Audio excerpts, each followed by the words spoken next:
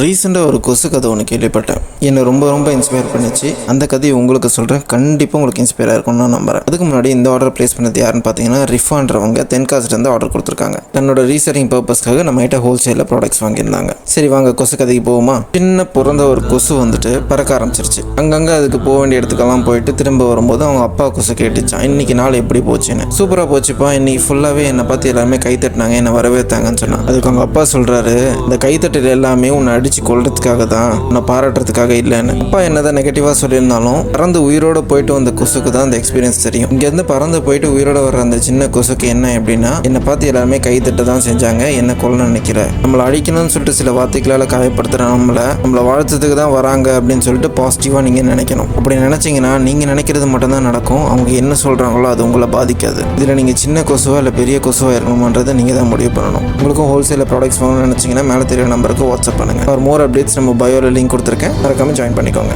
See you, Tata.